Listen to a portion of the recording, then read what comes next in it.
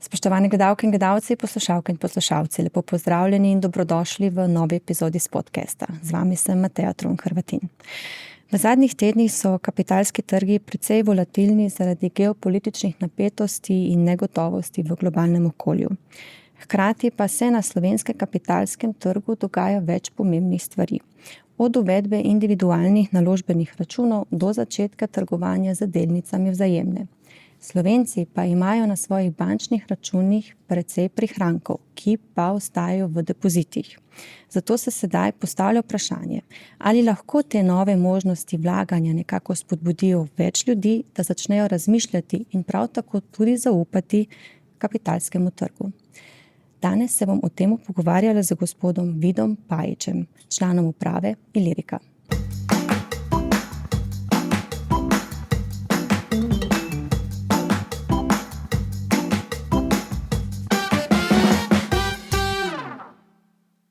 Gospod Pajič, lepo pozdravljeni in dobrodošli.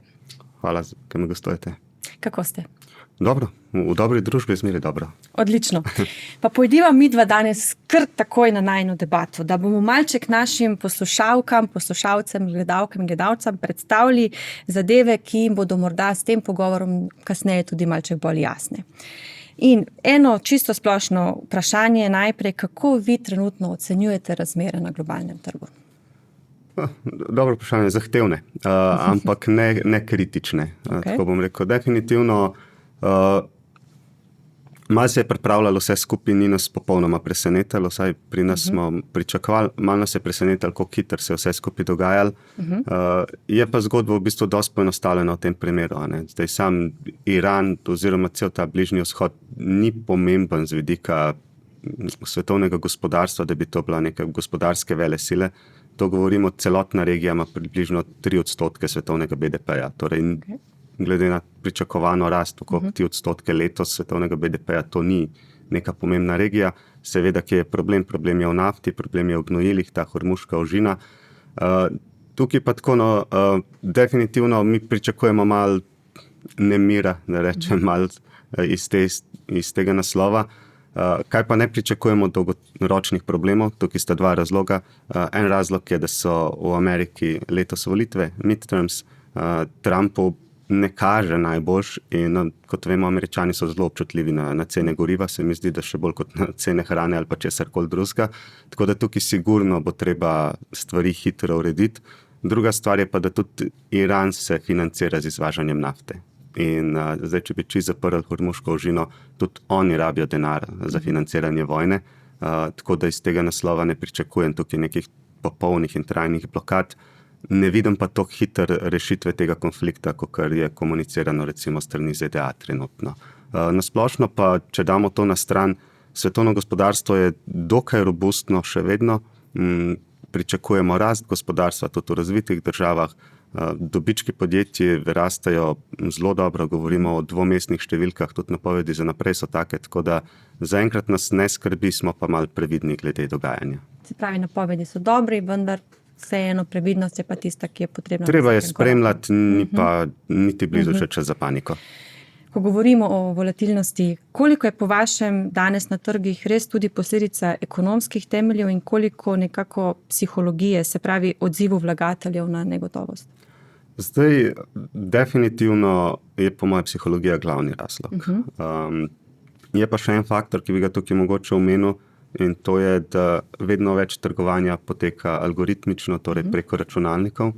In te računalniki imajo vnešene neke meje, ki je treba kupovati, ki je treba prodajati in potem se to v bistvu kar en efekt domin sproši. In zaradi tega lahko tečaji dosti bolj zanihajo, kakor je bilo to v preteklosti. Zdaj, načeloma, denar se ni toliko ekstremno selil zdaj v tej situaciji, da bi rekel, da je to razlog nihajev.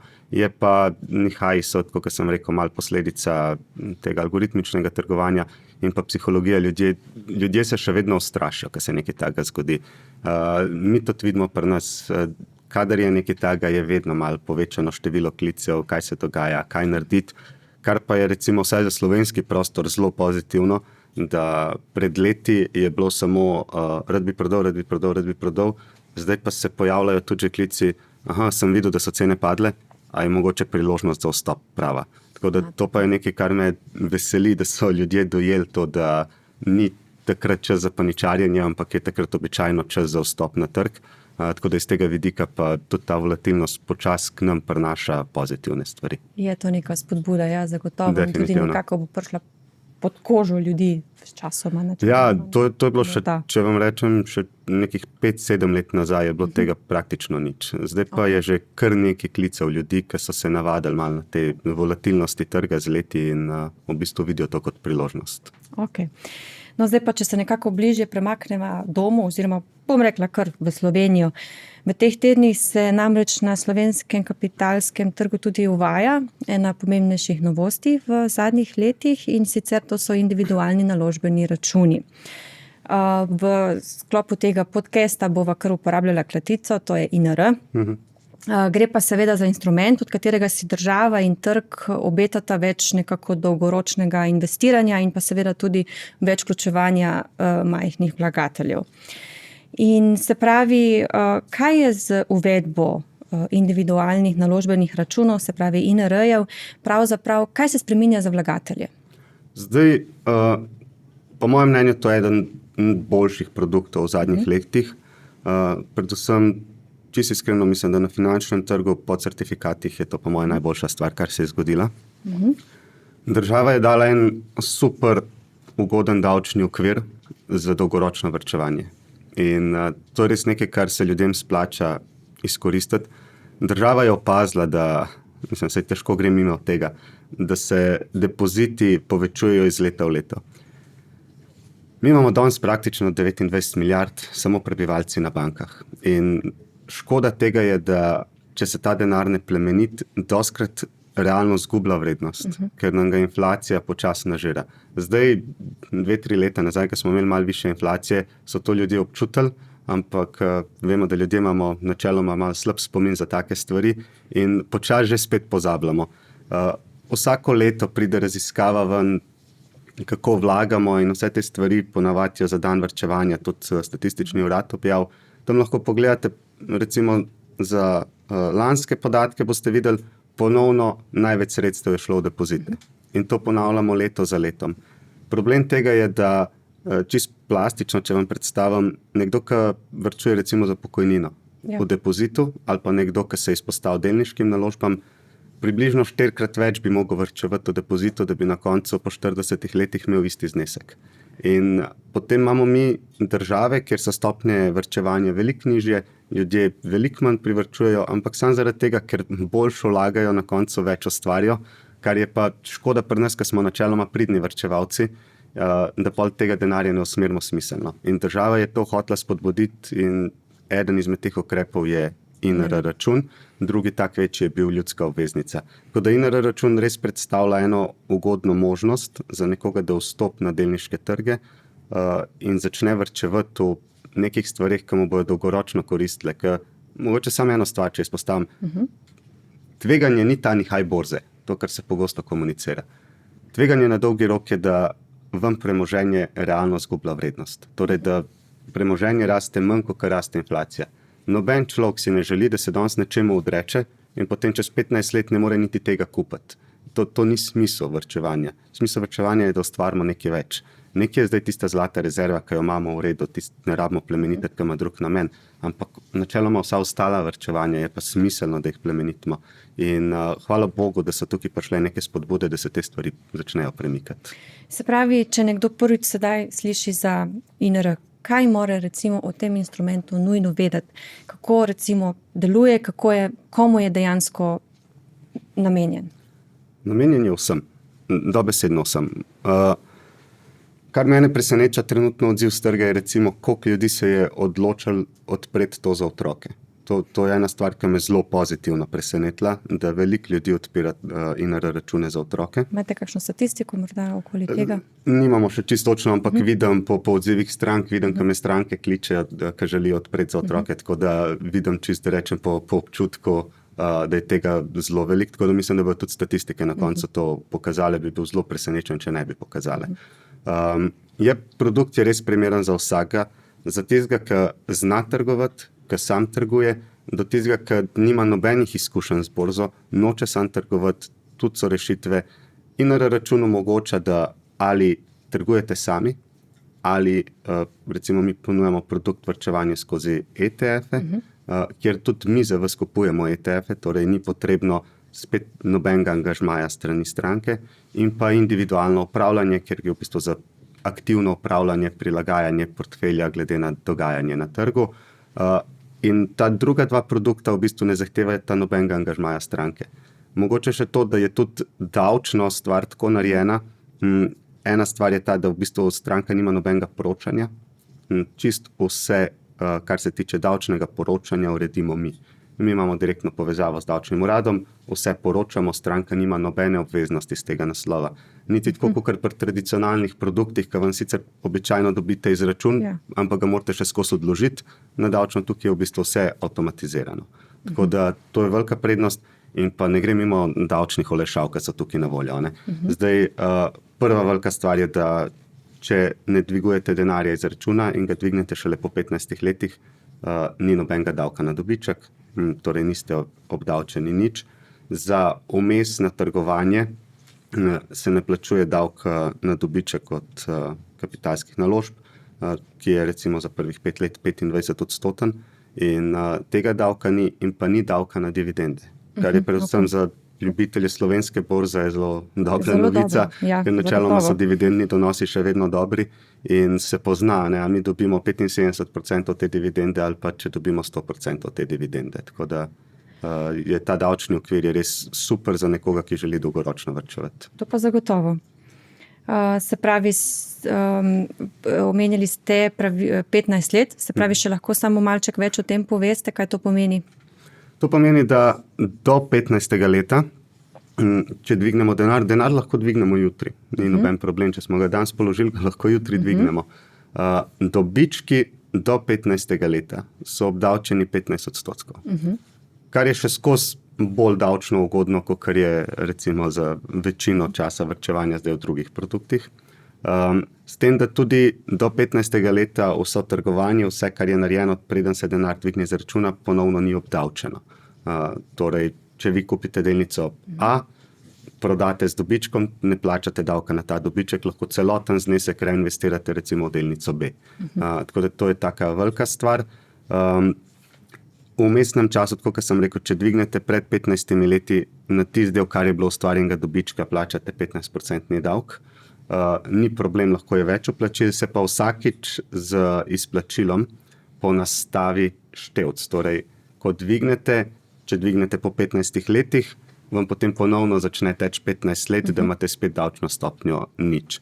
Zdaj jaz vem, da to enim vlagateljem ni všeč, ampak s tem je dosežen namen tega produkta, da dejansko spodbuja dolgoročno varčevanje. Vi imate stvar na dosegu, če želite, lahko vedno dvigate, plačali boste v večini primerov nižji davek, kot bi ga plačali v nekih normalnih okoliščinah. Kljub temu pa za tiste, ki se vzdržijo tega, da dvignejo denar, dobijo na koncu en bombonček in to je dejansko ničelna davčna stopnja. Je pa INR po zakonu praviloma mogoče odpreti le enkrat. Ja, to je pomembna stvar. Lahko odpremo samo en račun v življenju, če ga zapremo, ga ne moramo več odpreti. To je pomembno. Torej, tisti, ki ga odpre, je dobro, da ga potem ne zapira, predvsem, da ve, da ga ne sme zapreti. Saj ljudje to kdaj naredijo, zdaj pa nekaj časa ne bom vlagal, pa ne rabim. Tukaj je pomembno, da se računa vmes ne zapre. Možnosti mirovanja računa. Možno je tudi, naprimer, če se nekdo preseli v tujino in ni več slovenski davčni rezident, da da ta račun v mirovanje do 10 let, preden ga zapre. Je pa pomembno, da ga ne zapre, ker potem te davčne ugodnosti grejo in zakon je spisan, da je v življenju možno imeti en tak račun, tako da tukaj je treba paziti. Je treba biti previden, vi pa tako verjetno jih tudi opozorite. Definitivno bomo to opozarjali vsega, ki bo hotel zapreti, kaj so posledice tega. Tudi omejitve plačil so precej natančno omejene. Kaj recimo v praksi pomeni za nekoga, ki ima na banki recimo 10 000, 50 000 ali pa 100 000 evrov?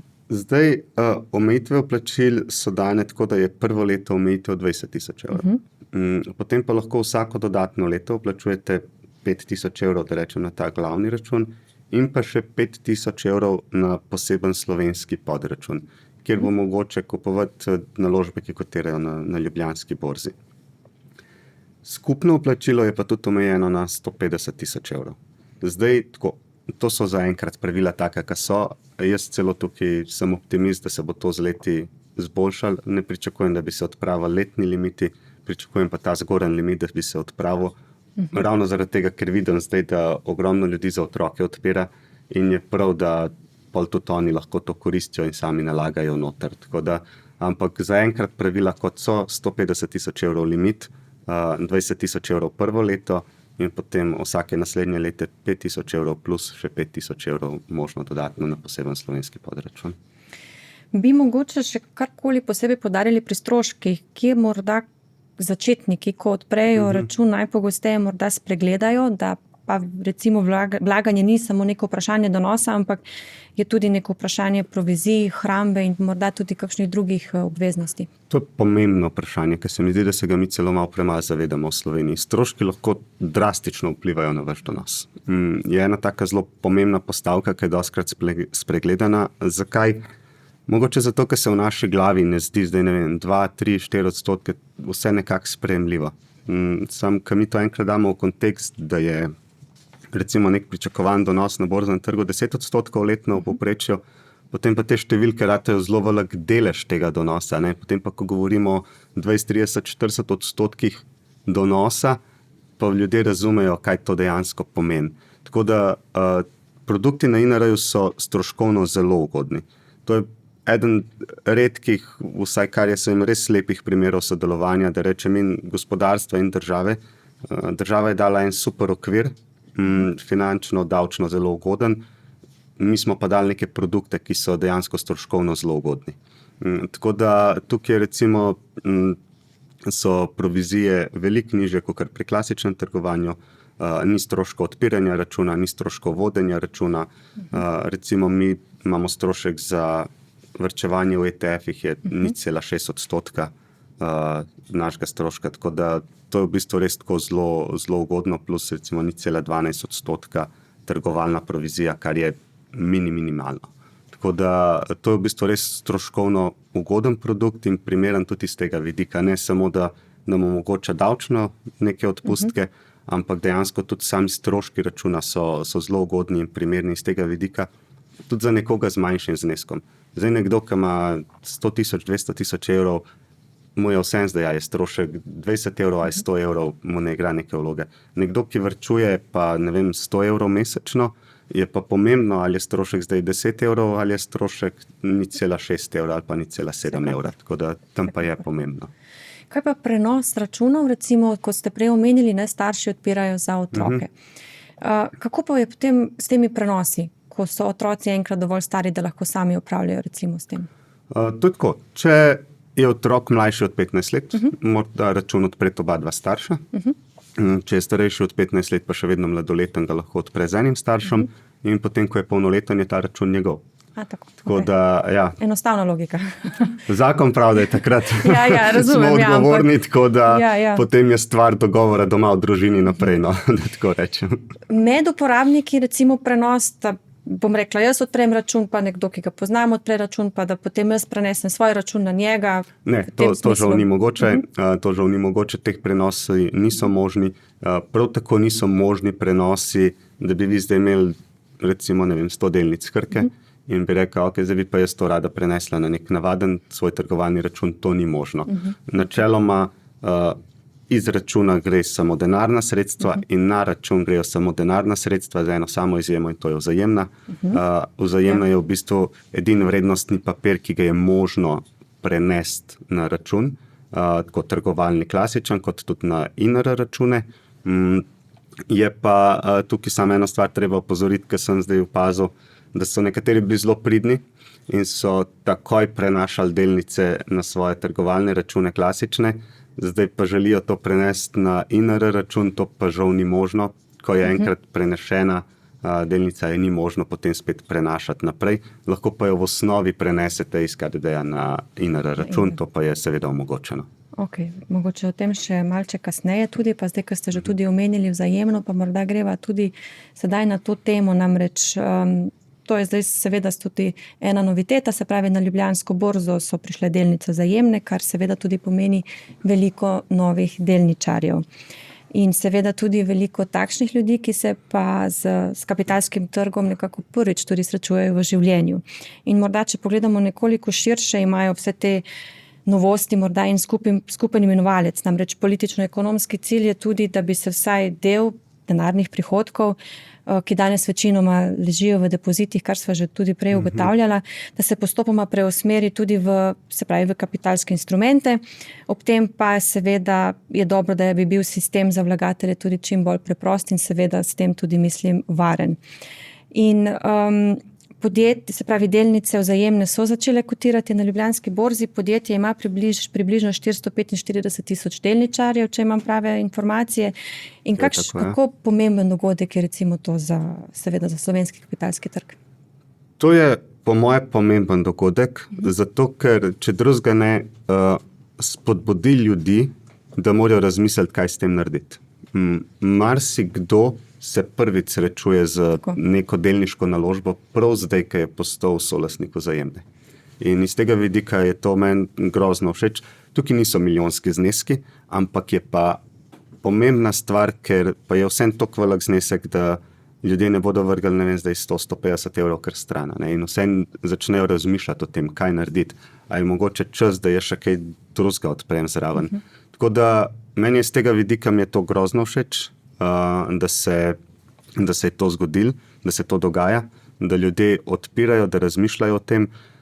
Nažalost vidim, da veliko starejših samo prenaša te delnice na svoje otroke, kar je škoda, ker tudi za koga, ki misli, da je prepozno zavarčevati, še niti zdaleč ni prepozno zavarčevati.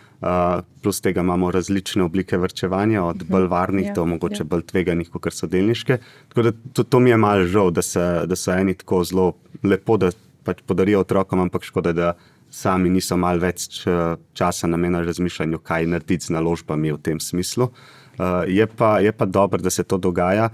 Morajo pa ljudje tudi paziti, kako ne pogledajo malo stroške računov. Tako, kot sem rekel, INR je recimo zelo ugoden cenovno. Za marsikoga je mogoče klasičen račun celo previsok strošek, da bi zdaj imel samo 100 evrov delnic, kar je škoda. Je pa to definitivno ena vstopna točka, da začnejo razmišljati o naložbah in da mogoče dodajo nekaj, tudi če manjše zneske, da jih spodbudi k temu, da začnejo varčevati. Je pa seveda tudi, kot ste že tudi prej omenili, se pravi prenos delnic na trgovalni račun. Sem pa tu naletela na en datum, in sicer 4. marec 2028. Kaj to pomeni oziroma kaj mora posameznik konkretno narediti do tega datuma? Do takrat je treba delnice prenesti, drugače so izgubljene. Tako da zdaj zagotovo en del delnic Vzajemne bo ostal tam in ga potem bojo pripadale državi. Jaz spodbujam vsakega, da jih prevzame, prenese, da začne varčevati, če drugega ne jih proda, pa karkoli s tem naredi, v vsakem primeru je dobro, da smo aktivni. Tudi ne bi čakal do zadnjega datuma. Ne vidim nobenega razloga, ni dodane vrednosti, če to pustimo ležati na KDD-ju. Je smiselno, da čim prej dvignemo in da ne lovimo zdaj tega marca 2028, ker se zgodi življenje, glavo nam napolne 100 drugih stvari in po možnosti se bomo pol aprila 2028 spomnili, da smo prepozni, kar pa ne bomo mogli več nič narediti. Tako da je smiselno to čim prej urediti. Dajte izkoristiti to, da se zdaj tudi v medijih to skozi pojavlja vprašanje, da vas spomne, da pejte to čim prej urediti, ker enkrat, ko bo to malo zamrl, tisti, ki ne bojo uredili, bo veliko pozabili, po moje. Ne odlašajte na jutri, kar lahko storite danes. Ja, pri teh stvareh je res dobro stvari čim prej urediti. Prej ste že tudi omenili nekaj o prenosu delnic, bi vas pa tukaj na tej točki vprašala, se pravi, o smiselnosti, se pravi o prenosu delnic Vzajemne na INR, v katerih primerih da in v katerih primerih ne? Jaz mislim, da je v večini primerov da. Zdaj sploh težko se spomnim iz glave nek primer, da bi rekel, ne, to pa res ne svetujem, da prenesete. Zdaj v redu so ljudje, ki ne bojo odpirali INR računov, imajo klasične trgovalne račune. Nekateri celo mislijo, da je 20,000 evrov premalo, pa da se jim ne splača. Zdaj, verjamem, da nekomu to tudi ne predstavlja nekega večjega zneska, ampak če niste glih v tej srečni peščici, za vse ostale bi rekel, da je to definitivno smiselna stvar. Čim prej prenesti in pa tudi v bistvu priporočam prenos na INR račun za večino malih vlagateljev. Pa ne samo zaradi vseh davčnih ugodnosti INR računa, ki smo prej govorila o njih, ampak tudi zaradi tega, ker je res cenejši, ker ni stroškov odpiranja, ni stroškov vodenja in je to neka cenovno ugodna rešitev, da prenesejo te delnice. Okay. Kaj pa menite, po vašem mnenju, kje so tiste največje pasti pri nasvetih recimo spleta ali pa recimo pri nekih poljudnih razlagah o tem, ali naj ljudje takoj delnice prodajo ali ne, oziroma kako se potem sploh s tem naj spopadajo? To je ena tema, ki je meni zelo všeč, tako da mi podcast 4 ure. Lahko, ampak potem ne vem, koliko bomo obdržali fokus pri gledalcih in poslušalcih. Meni je všeč, da ljudje iščejo informacije. Moram reči, da ena stvar tukaj, ki mogoče celo se premalo zaslug daje, je kripto. Kakorkoli ga večino klasične finančne industrije niti ne mara neki zlo. Je kripto prineslo to, da so se mladi začeli zanimati za naložbe. In tega prej iskreno ni bilo. Je bilo tega zelo malo. Tukaj je kar naenkrat prišel cel kup nekih, da rečem, radovednih mladih ljudi, ki mogoče pa ni kripto vse, pa kaj bi še jaz lahko. Plus, kaj opažamo, da ljudje, ki so bili zgodni investitorji v kriptu in so ustvarjali velike donose, zdaj v bistvu veliko teh donosov tudi celijo v neke druge naložbene razrede in te ljudje prej niso vlagali v druge naložbene razrede, vsaj večino njih ne, so pa zdaj prišli do tega, da je treba diverzificirati portfelj. Problem pri teh nasvetih iz spleta je jih je več, ampak en glavni je to, da dostikrat ljudje zasledujejo svoj interes. Naprimer, jaz veliko predavam o finančnem opismenjevanju, pa govorim o nepremičninah zraven, pa govorim o zlatu, pa govorim o stvarih, ki jih mi nimamo v ponudbi. Pa se mi zdi prav, da ljudje vejo, kaj je celotna slika, kam kaj paše, ta del pokrivamo mi, ampak zase gledite širšo sliko. Dostikrat pa opažam, da te ljudje, ki nekaj prek spleta sporočajo, da imajo zelo jasen fokus in potem to je najboljši. In pa pridemo do enih zelo čudnih naložbenih rešitev, ki so totalno neprimerne. Jaz tukaj vedno spodbujam ljudi, današnji ni problem dobiti informacije, res ni problem. Sploh z umetno inteligenco ne daje slabih odgovorov. Jaz jo večkrat testiram, več različnih sem testiral. Na splošno moram reči, da za nekega malega vlagatelja, ki nima nekih kompleksnih situacij finančnih, dajo v večini zelo dobre odgovore.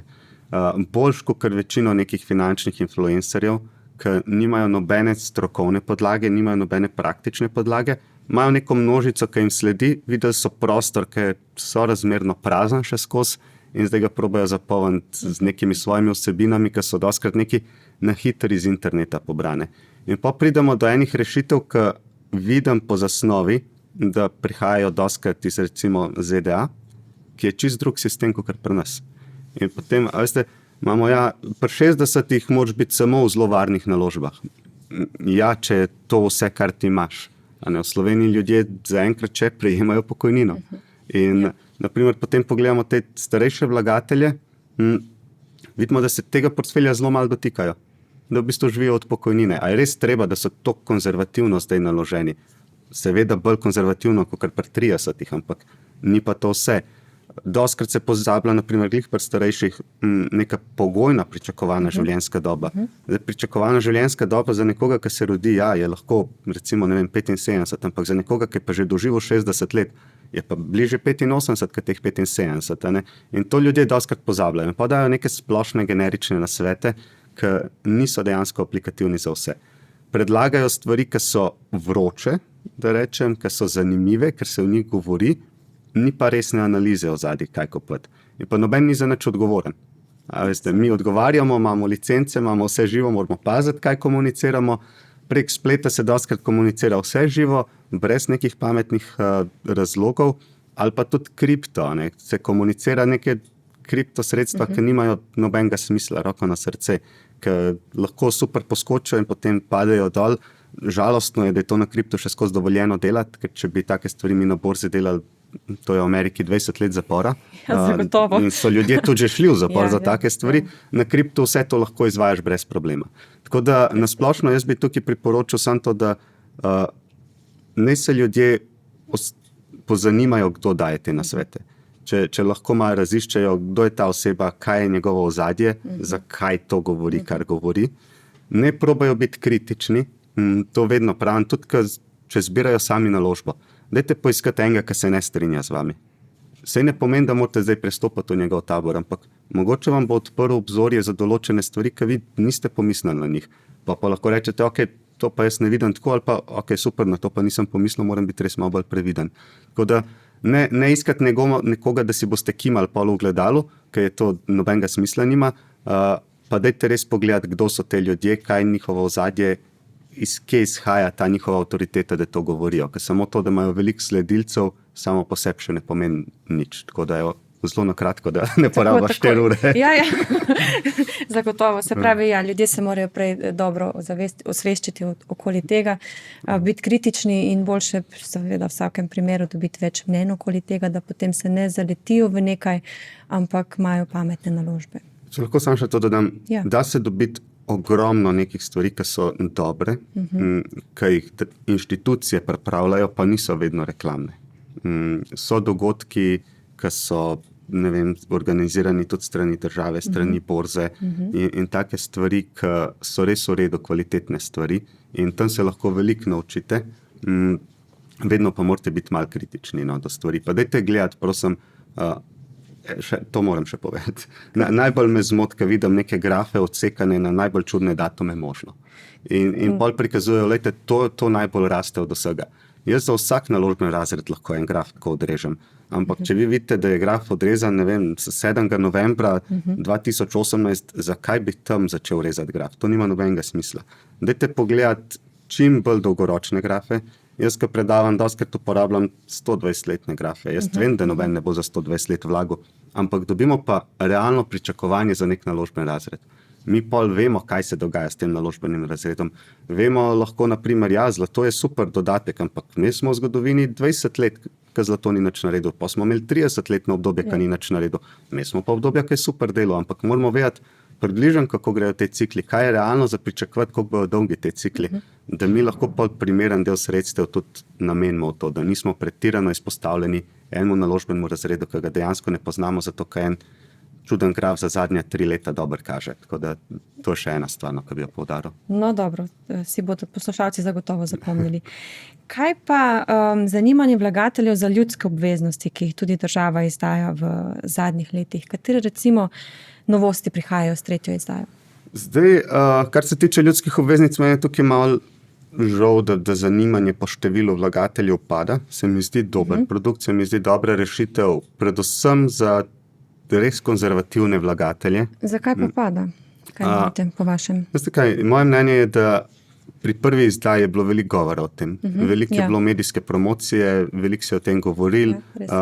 Tudi sama politika se je kar dala v to, da spromovira ta projekt.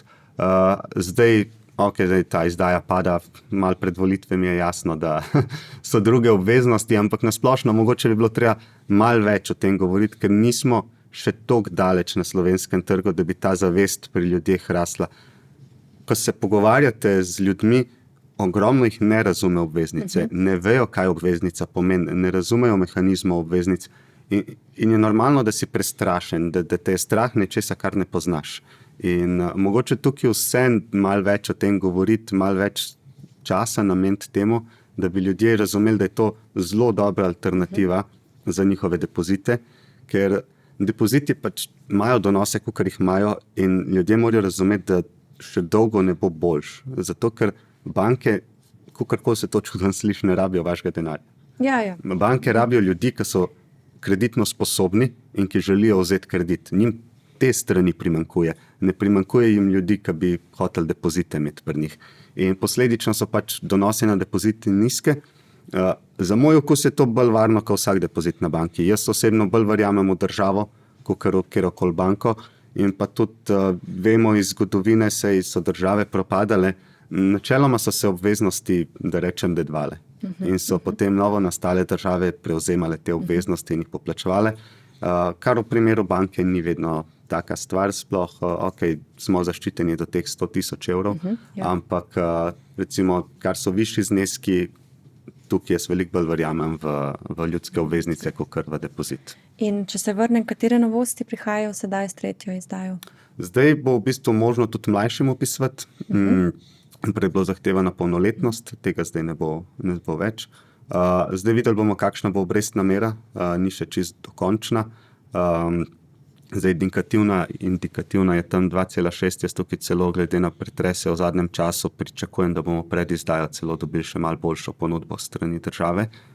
Bomo videli, kaj bo dejansko, če se bo kaj spremenilo, ampak se mi zdi, da pač je dogajanje na trgih tako, da bi lahko tukaj se še kaj zgodilo.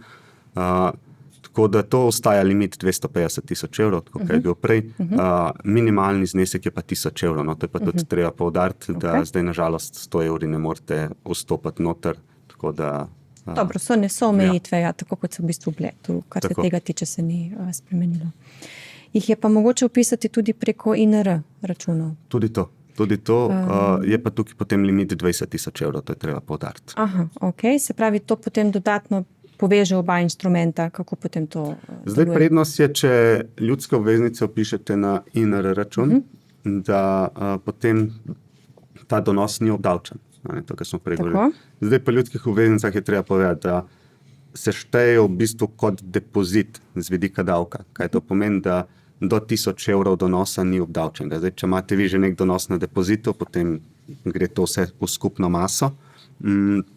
Ampak je pa načeloma tako, da na INR-jih pa nič ni obdavčeno. In zdaj za tiste, ki bi želeli vplačati poln znesek, se tudi to splača, recimo teh 20,000 evrov vplačati noter. Je pa tako, jaz bi tukaj za tiste ljudi, ki so bolj konzervativni, je to super rešitev. Za mlajšo populacijo, za tiste, ki želijo dolgoročno varčevati, bi pa vse njih spodbudil, da INR račun koristijo za stvari, ki imajo više donose, kjer je posledično tudi več davka. In da predvsem delniške naložbe probajo vplačevati za tiste, za katere je to seveda primerno. Za tiste, ki pa to ni primerno ali pa ne morejo spati z bolj tveganimi naložbami, je pa definitivno tudi to zelo dobra opcija, da preko INR računa vpišejo ljudske obveznice. Pa bi lahko recimo ljudje preko ljudske obveznosti, bi lahko bila to za njih neka prva vstopna točka, na to pa morda tudi vrata v bolj razpršeno investiranje? Ja, definitivno. Jaz mislim, da sploh tista prva izdaja je to vlogo zelo dobro odigrala. Da je ogromno nekih ljudi začeli vlagati na trg, ki so prej v bistvu bili zelo izolirani od tega, ki jim to ni bilo blizu. Tukaj so vsem videli neko garancijo države, bolj komot so se počutili. In ko so začeli malo vlagati, to se dostikrat zgodi, da pa ljudi začnejo zanimati še kakšne druge stvari zraven, še kakšni drugi produkti. In to je v bistvu ena taka zelo dobra vstopna točka. Zdaj, kot sem rekel, meni je samo žal, da ni malo bolj spromovirana strani države, da bi res, ker 29 milijard na depozitih je preveč, res je preveč in se dela škoda ljudem in je škoda, to, kar sem prej rekel. Ljudje se ne zavedajo vpliva inflacije na njihovo premoženje. In če drugega ne, ta ljudska obveznica vsaj nekako inflacijo pokriva, mogoče še z malo donosa, kar na depozitu ne bojo dosegali. In je iz tega vidika že dobro, da jo dodajo noter v svoj portfelj, da nimajo vse na depozitu, da probajo nekaj, da vidijo, pa predvsem, da vidijo, da mogoče vse pretekle slabe izkušnje, ki smo jih imeli v Sloveniji, da so pretekle izkušnje, da so danes stvari veliko bolj regulirane, veliko bolj urejene, da rečem podjetja, ki smo ostala in preživela, da smo z razlogom ostala in preživela, zato ker smo imeli neko dobro poslovno prakso in da dan današnji je tudi težko za neko resno regulirano firmo, da bi take malverzacije izvajala, kot jih je v preteklosti bilo veliko in da je danes varno vlagati in jih res spodbujam, da probajo vsaj z enim takim produktom, ki je dejansko zelo varen, ker nimajo praktično kaj za izgubiti. Okay. Prej smo se že malo dotaknili tudi digitalizacije. Bi vas potem na tej točki še malček vprašala, namreč veliko več vlagateljev do svojih naložb seveda tudi dostopa preko mobilnih naprav. Se pravi, digitalizacija odpira neka nova vrata, ampak s tem, ko se odpirajo nova vrata, se pa seveda tudi odpirajo hkrati nova vprašanja. In Ilirika je nedavno tega predstavila tudi prenovljeno mobilno aplikacijo. Kaj novega pa prinaša uporabnikom? Zdaj, namen te nove aplikacije je bil res, glavni cilj je bil uporabniška izkušnja. Iz tega ven smo izhajali. Kako narediti čim boljšo uporabniško izkušnjo. Malo smo tudi pogledali čez mejo, pogledali smo malo neobanke in vse ostale, kaj je tam toliko privlačenega, zakaj jih ljudje toliko radi uporabljajo. In smo probali narediti eno super uporabniško izkušnjo, da bojo ljudje imeli neko moderno aplikacijo in iskreno, mislim pa ne zato, kaj je naša, ampak res iskreno mislim, da sigurno od slovenskih ponudnikov smo daleč največji korak zdaj naredili na tem področju, kar se tiče te aplikacije. Prek aplikacije je možno ali recimo tudi INR račun lahko odprete prek aplikacije. Lahko. Mi celo omogočamo video identifikacijo za odpiranje INR računa. Mislim, da smo edini od ponudnikov, ki to omogočamo, tako da je, da rečem res, modern pristop. Poleg INR računa je možno odpreti klasičen trgovalni račun. Je možno tudi, če imate na primer pri nas sredstva v individualnem upravljanju ali pa če varčujete preko ETF-ov, produkti, ki smo jih prej omenili, je možno vedno spremljati naložbe, možno je trgovati prek tega. Dosti intuitivno je vse skupaj, tako da vabim ljudi, da si jo res mogoče naložijo na telefone, pa magar probajo nek demo račun ali pa nekaj samo to, da vidijo, da je dejansko enostavna za uporabo in tudi vizualno privlačna. Preizkusijo dejansko, da vidijo kako in kaj. Je pa tako, ta hitrost pa enostavnost dostopa pa tudi marsikdaj verjetno potem vodi v neke impulzivne odločitve. Ja, za vlagati trebaš disciplino, kaj ne reče.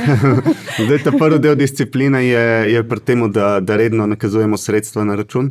To je ta prvi del discipline, ki se ga mogoče dostikrat ne poudari veliko, da dajte si stvari res čim bolj avtomatizirati.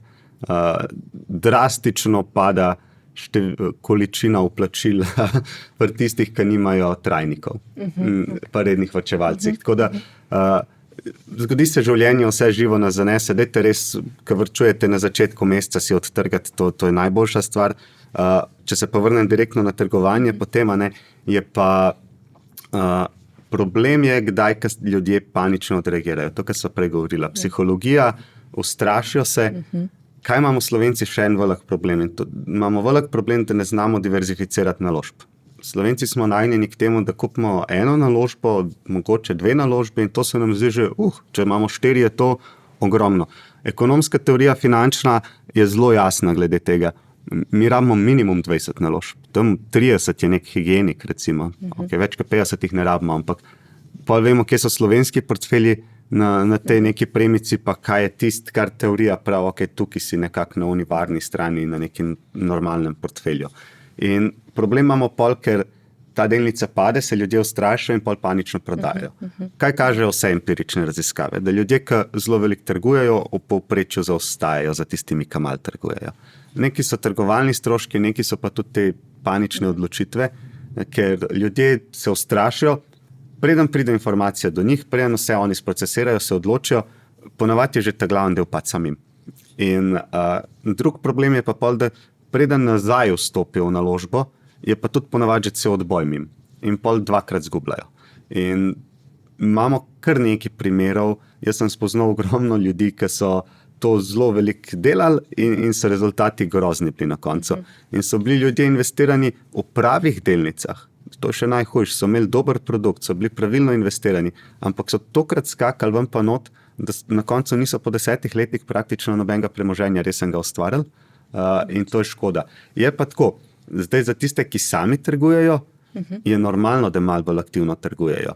Jaz sam pravim, ne panično trgovati. Je pa dobro, da se pozicionirajo. Če vidijo, da je trg naredil priložnost nekje drugje boljšo, super, prodaj to naložbo, pa kupuno, ko vidiš, da je boljša priložnost. Je prav, da odreagiraš. Zato si tudi odprl trgovalni račun, da imaš neko fleksibilnost. Tako da jaz sam pravim, ne premišljeno trgovati, je pa drugače pa je prav, da se ljudje odločajo, se konec koncev za to imajo trgovalni račun, drugače bi neke pasivne naložbe zbrali. Ni problem niti to, če vse na dostopu, ker kdaj pa tudi kaj želimo hitro kupiti.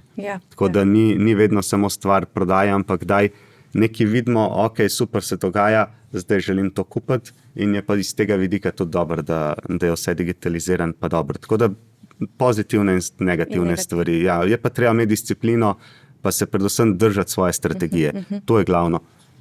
Jaz mislim, da samo trgovanje po sebi ni toliko zelo problematično, kot je problematično odstopanje od strategije. To je največji problem. Se pravi, fokus na strategijo. Ja, nažalost, to je taka stvar, ki ni prav, da smo čustveni. Čeprav je zelo težko ne biti čustven, ker je enkrat sploh velik del sredstev tam in lahko ljudje tudi zgubijo spanci in vse to je meni vse jasno, ampak tukaj se res splača ne biti čustveno strajati, tudi ne vem, kad trg pada, običajno kupovati in to so take stvari, tisti, ki se držijo tega, ponavadi imajo zelo dobre donose. Tisti, ki pa, da rečem, panično, čustveno odreagirajo, tisti pa imajo probleme. Ja, vsekakor. In pri vseh teh v bistvu odločitvah, kar ste zdaj tudi omenili, pa tudi velja verjetno eno tako preprosto pravilo. Tako kot recimo gremo za avto k mehaniku, je recimo pri upravljanju denarja tudi seveda smiselno poiskati tudi kakšno pomoč nekoga, ki seveda ima temu primerno znanje in izkušnje. Veste kaj, jaz spodbujam trgovanje. Spodbujam trgovanje, ampak ne mislim pa, da je realno, da bodo ljudje sami trgovali in si sami sestavili dober portfelj.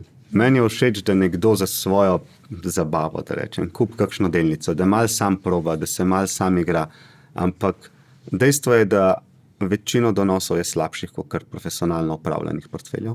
To je dejstvo. Zdaj jaz vem, da tukaj bo marsikaj gledalec, ki se ne bo strinjal. Jaz imam veliko stika s strankami. Se mi zgodi, pride stranka, jaz sem imel sam boljši donos, kot ste vi upravljali. Super, pogledava portfelj 3 delnice noter. Ja. S kakšnim tveganjem? Če damo v kazinoju na ta pravo številko, bomo še več zaslužili, ampak kakšno tveganje sprejemamo s tem.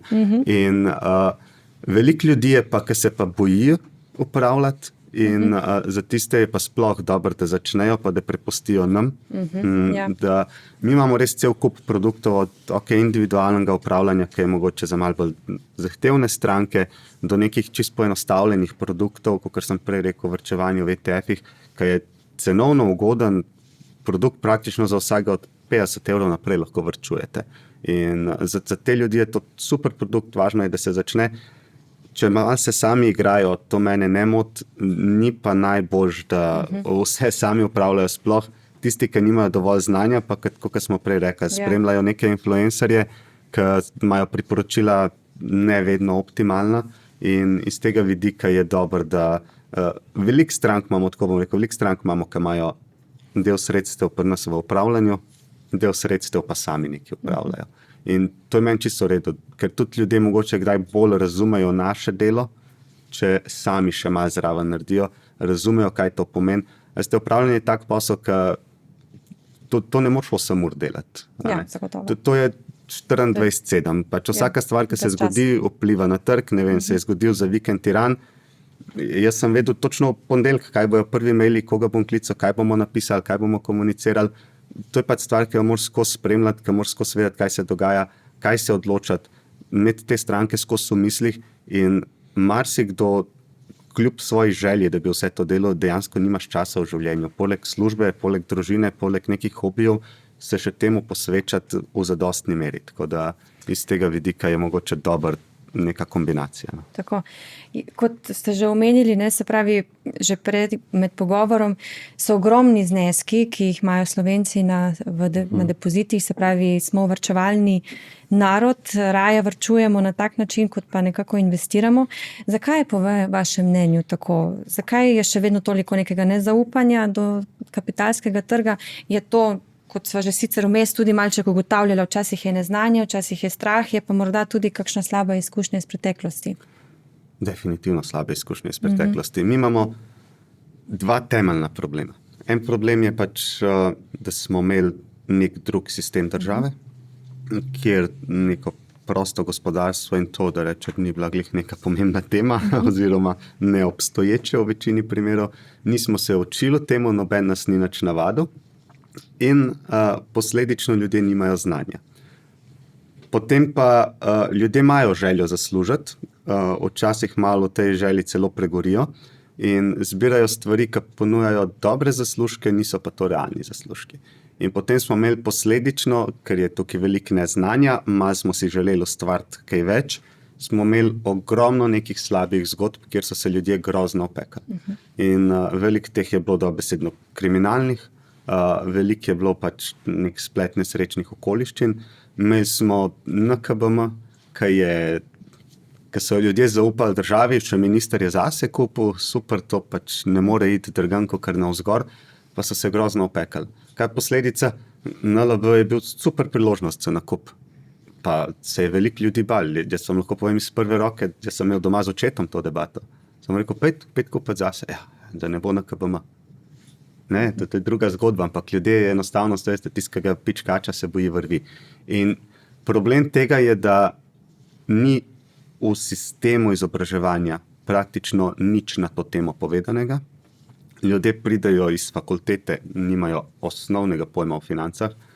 Jaz tukaj nočem res dajati tu nič ali pa zmanjševati pomembnost kjerkoli predmeta, ampak iskreno mislim, da bi lahko kje kaj porezali, pa dali neko osnovno finančno opismenjevanje noter. Verjetno že v osnovni šoli.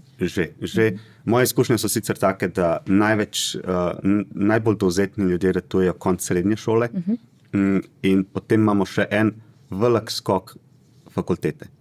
Ker enkrat ugotovijo ljudje, da življenje stane, da malo začnejo razmišljati, kaj bojo naprej, kam se bojo preselili, vidijo, da kakšne so cene nepremičnin in vse skupaj in pol rečejo, ok, sam z nekim varčevanjem bom to težko dosegel.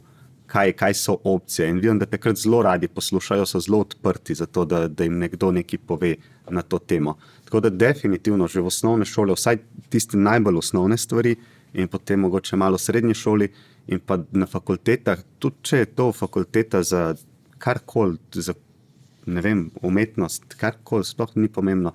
To je neka stvar, ki če drugega ne je dobro nekoga povabiti, da pride razložiti. In to je problem, da pridejo ljudje skozi celoten cikel izobraževanja brez osnovnega znanja o teh stvareh. Imajo neke slabe izkušnje podedovane, da rečem, ker jim doma se je nekdo opekel in pol že sam, ko omenijo neko delniško naložbo, je bejš od tega, vse sem že jaz dosti skupil za vse in podobni komentarji in tega je res veliko. In pol pridejo ljudje čist prestrašeni, sploh ne vejo kaj, komu je celo malo neroden, da je začel vlagati, ker se ne počuti komod, kaj bojo doma rekli. In to je zelo slabo. In tukaj pač tudi jaz osebno se trudim čim več izobraževati na to temo, ogromno tudi brezplačno predavam. In problem je pa glih to, ker je ta vakum in pol ga dostikrat zapolnijo to, kar smo na začetku rekla. Neki ljudje, ki imajo sledilce, ki izgledajo zanimivi, ne dajo pa vedno pravih informacij. Tako da problem tega je, da je toliko denarja glih to, da so ljudje prestrašeni, da so imeli slabe izkušnje. Najhujš pa vsemu temu je pa, da sebi delajo nenormalno škodo in da so več izgubili s tem, ker niso investirali, kot so dejansko izgubili tam, ker so izgubili ves denar. In tukaj so neke oportunitetne izgube toliko visoke, to, kar sem že prej rekel. Če varčujemo za pokojnino 40 let, recimo 100 evrov v delnicah ali pa 100 evrov na depozitu, glede na zgodovinske donose, praktično 4-krat več bomo imeli. In to so ogromne razlike. To govorimo o, 50 tisoč evrih ali pa o 200 tisoč evrih. In zelo malo od teh ljudi je izgubil znesek 150 tisoč evrov. Ampak glih zaradi tega, ker so toliko previdni, so ga pol izgubili, pa niti ne vejo, da so ga izgubili. In to je glavni problem, da ljudje ne boli jih ta izguba, ampak se jim pa grozno pozna se ti na življenjskem standardu, pozna se ti, kaj si ti lahko prvoščeš na stara leta, tudi konec koncev, ne vem, kakšno zdravstveno oskrbo boš lahko imel, si boš lahko doplačal neke dodatne stvari, ali boš nekomu breme in tako naprej. Veliko teh stvari bi se lahko rešili, ker Slovenci smo načeloma pridni varčevalci. Mi razen zadnji podatek, ki je prišel ven strani Eurostata, smo leta in leta bili nadpovprečni varčevalci. Več od povprečja Evropske unije, več od povprečja evroobmočja. Zdaj ni, da smo glih drastično nehali varčevati, ampak so tudi ostali malo več začeli varčevati. Najbrž tudi zaradi celotne te geopolitične napetosti so ljudje malo bolj prestrašeni, ampak načeloma še skozi imamo dobro stopnjo varčevanja. Problem pa je pol to, ko gre ves ta denar na depozit. In jaz rečem tudi mladim, kako bomo mi prišli do pologa za stanovanje. To se 100-krat pojavlja vprašanje. Če boste samo kupčkali na banki, nikoli. Če nimate staršev, da bi vam pomagali, zelo težko. Ker je treba dati nekam, pa čas je pomemben. Nikoli ni prepozen, ampak najboljši zaveznik pri vlaganju je čas. To je najboljši zaveznik. Zelo težko je nadoknaditi leta, ki se izgubijo. In problem je recimo za pokojnino. Povprečen Slovenec začne o pokojnini kdaj razmišljati? Pri 50 letih. Nekje je. Takrat, in še potem se odloči za varčevanje na banki. To je klasična izbira. In to je res škoda. In sej so, pa drugi steber, pa vse živo. Ampak tudi drugi steber, če pogledate, večinoma vplačila delodajalcev. Zelo, zelo majhen delež je dejansko vplačil, ki bi jih fizične osebe same dale. Kar pomeni spet nezaupanje, ne strah v ta sistem. In to nam grozno škodo povzroča. In mene kar boli, ker vidim res v določenih državah, ki imajo večjo potrošnjo, manj ljudje pač šparajo, pa ustvarijo več, samo zaradi tega, ker so sprejeli eno pravo odločitev, zato ker so dobili prave informacije, še ker so bili dosti mladi in vejo, da je to treba tako. Ne? In vi to, če pogledate, zakaj imajo v Ameriki ljudje, neki so pač toliko više plače, ampak zakaj imajo toliko, te, ki se držijo programov, ki vlagajo od začetka, ki začnejo delati, zakaj imajo toliko visoke zneske? Zato, ker so toliko let vlagali in ker so pravilno vlagali. Mi smo imeli pa tukaj, to je ena stvar, ki jo lahko izpostavim, ker to je moja grozna zamera do drugega stebra bila, leta in leta obvezniške naložbe v agresivnih portfeljih. Mislim, to ne paše noter in jaz razumem, da so pol ljudje malo zmedeni. Ni vse na ljudeh, tudi mi moramo narediti domačo nalogo. Ja. Mi moramo svoje stvari oddelati tako, kot se zagre in s tem bo tudi raslo pol počas zaupanje ljudi. Malo je izobraževanje, malo je pa, da mi svoje naredimo. Sem vas hotela ob koncu še vprašati, če imate kakšen praktični nasvet, ampak smo že praktično skozi pogovor ste že dali en konkretno nasvet, pa morda za na konec še vseeno, še imate kakšnega dodatnega? Čim prej začeti. Res, dajte začeti. Tudi tisti, ki ste grozno prestrašeni, si lahko prvoščite, 50 evrov, da tvegate. Ali pa dajte, se tudi ne rabite teh 50 evrov vsak mesec. Majhni koraki, se pravi. Dajte začeti, pa boste videli. Jaz vam zastonj govorim, kaj je neka optimalna struktura, pa kaj se splača, pa si vi mislite, ta živi v svojem svetu, to je čisto razumem, ampak vas pa res spodbujam. Dajte začeti z majhnim zneskom, da se navadite na to, da vidite, da ni bav, da vidite, da vaše tveganje ni to, da bo borza zanihala. To vam jaz danes lahko garantiram, da borza bo zanihala, ker je statistika čist jasna.